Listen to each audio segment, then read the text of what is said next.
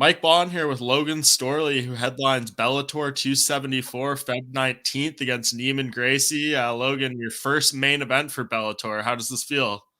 It's exciting. It's been a long time coming, and that's what you get into the fight game for, is to headline, shows and be part of these big organizations and be the people that everyone wants to watch. So it's exciting, and I think we're the first 5-round non-title fight in Bellator history. So that's pretty cool. And so, a lot of things on the line, possible, title shots, and so number 5 versus number 4. So what more can you ask for? Yeah, definitely. I was going to mention that you beat me to it the first 5 round of headliner. So when they came to you with this, were you surprised at all that first, they were going to be giving you a main event in this particular spot? And then when that came with that extra layer, like this isn't going to be 15, it's going to be 25. Did that excite you? Is that like, damn, this is just more effort in the training room? What did you kind of just make of this entire opportunity? I think it's good for practice for that title shot, to get in these moments, not just practice, but real live competition, and have to go 5 rounds if we have to. And, the training camp was different, kind of preparing for those last 2 rounds, things like that. You're going to have that if, this is what I got into the fight game for, was to be world champ. And in order to be world champ, sometimes you got to go all 5 rounds. So I think it's a good stepping block, and this is going to be a great fight. Yeah, and I know in the UFC when they shifted to those 5 round non-title fights, they threw a little extra bonus the fighters' way. I think it's like 20 or 30 grand. Did they do something extra for you guys here, tacking on these extra 2 rounds? Yeah, they took care of us, and so we were happy. That's another thing, happy with that. If they're not doing that, a lot of fighters, it's kind of like, what's the point? Just more. Yeah.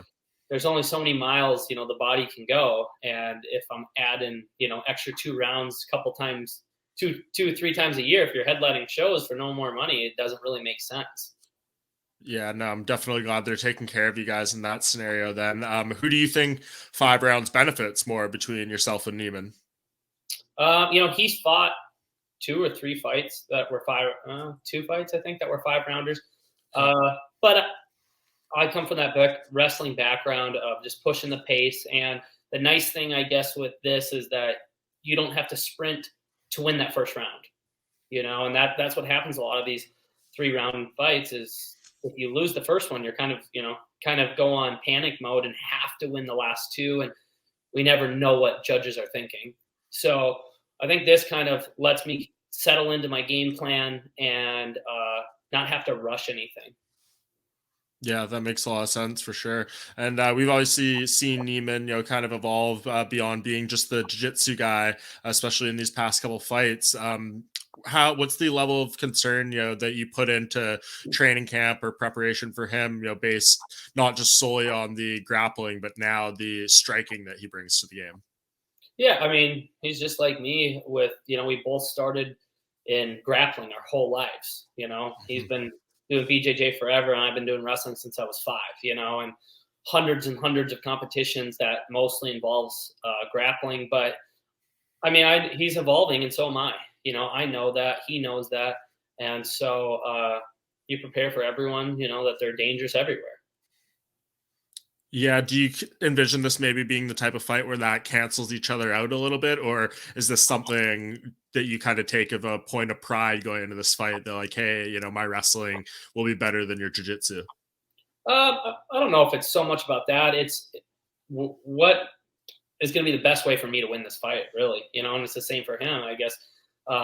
So I think, maybe we'll see more of a stand-up fight from both of us, because we both know that, obviously he's very slick on the ground, one of the best. I know how slick he is, watching his fights, and he's tricky. He sets traps and puts you in places you don't want to be. But I also know that, Rory and Jason did a good job of getting him tired and winning those positions. Um, and he knows that, I'm heavy on top. So if I get to those positions, it's going to be really hard to get up and to move me. Have they told you explicitly like what's at stake here? I mean, it seems like it kind of lines up perfectly. You guys are this main event. They announced the title fight between Amasov and MVP for May. I know it's a bit far away. I'm sure we'd all like it to be sooner, but it is what it is. But do you feel like it kind of lines up the winner of this fights the winner of that? Yeah, I'm not the matchmaker, right? I can only take care of my job and go out there and put a dominating performance, on for the fans, and an exciting performance. But we'll see what happens. I think if I go out there and do my job, especially in a exciting fashion, then I don't understand why I wouldn't be next. Yeah. Do you feel like your evolution has kind of reached that point where you feel, that championship caliber and ready to get that opportunity? If you win this one, I think the next fight would be your 15th MMA fight. Do you feel like you've kind of are where you would want to be at that stage to be fighting for a world title? Yeah, obviously, COVID kind of delayed everyone, the Yeah. whole world. And so we lost a little bit of time there. And, my goal was to be world champ before I was 30. And we're setting up right where I need to be. But yeah, I fought the best in the world. I fought Amasov to a split decision, to a fight that, I thought I did enough and other fans did. And it is what it is. That's a fight game. That's why I don't leave it to the judges. But if I go out there and do my job, I'm excited to see what's next, I guess. Yeah. Who do you think wins that fight between Amasov and MVP? I think Amasov. I think Amasov will get to his body lock like he did with Lima and control him. But I've said it in other, MVP can strike like that. He's just in Yeah. and out, and his blitzes, his knees. He's tricky. But if Amasov gets to his control and can slow him down, obviously it's going to be hard for MVP to keep that same energy for 25 minutes. Yeah, it's interesting that they're doing it in London too. Yeah, MVP's Yeah, backyard. I imagine if it goes to a decision, might be a little crossing your fingers and your toes if you're Amasov, right? yeah, definitely. For sure, man. Well, before I let you go, I just want to ask, you're obviously wearing the Killcliff t-shirt. I know they do a lot of close work with other MMA fighters. I've talked to, Ryan Bader and Robbie Lawler and everything like that. Just tell me kind of what the support of this company means to you in your career. Obviously, unlike, a Robbie Lawler, you can actually have this brand representing you in the cage and things like that. So how big of a supporter have they been for you? Yeah, they've been awesome. They're great guys. They're former Navy SEALs, support the military, and they have a great product. It's a clean product that we all enjoy. Everyone at Sanford enjoys. I'm not just saying it to say it. It's something I do actually use and really enjoy, and it's clean. But they're just a great company who gives back to our military and takes care of our former veterans. And they've also taken care of a lot of the MMA community. What they've done, being a major company, getting into this space, we don't always see that, in MMA. And we're starting to see it more with bigger companies. But to have guys like this, really putting money towards the future of MMA is awesome. Taking care of the fighters and helping us, I can't thank them enough. And I think MMA fans, you want to check them out. These are guys that actually care about the sport and are helping fighters.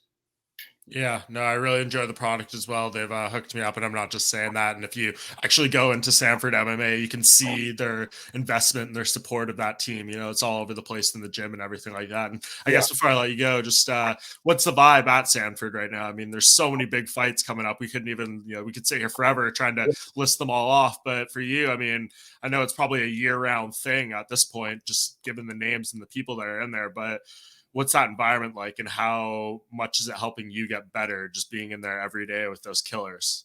Yeah, at 170, it's Gilbert Burns. Camaro used to be in there. Vicente Luque was just here. Now Jason Jackson, me, Shavkov is fighting this weekend, 14-0. Muhammad in Bellator, he's 14-1. Ian Gary's there. Robbie Lawler, Mike Chandler comes in. Delano Taylor's the Titan FC welterweight champ. There's 15 guys that are, at welterweight. And so it's iron sharpens iron, and it hasn't turned into a drama fest like we've seen at other big gyms, that guys are doing their own training, different sessions, different groups, we have, a lot of guys from all over the world, we got like 30 different countries in there at given times, and everyone works together and practices with each other. And so that's why I think Sanford's done so well, is that everyone stayed together. No one's kind of started to go off and these guys do their own thing. These guys do their own thing.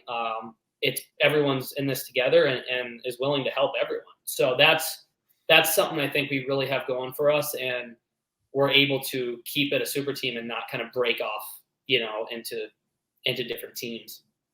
Yeah, that's a great way to put it, man. And being there a few times is obviously an amazing environment. And I think this fight will be really fun. Sanford versus Kings MMA. Obviously, Neiman comes from a great camp too. So, last thing on that, you don't seem like a big kind of prediction, quote unquote, guy to me. But like when you look at this fight and envision in your mind's eye, what keeps coming to fruition the most often in terms of the scenarios you see playing out?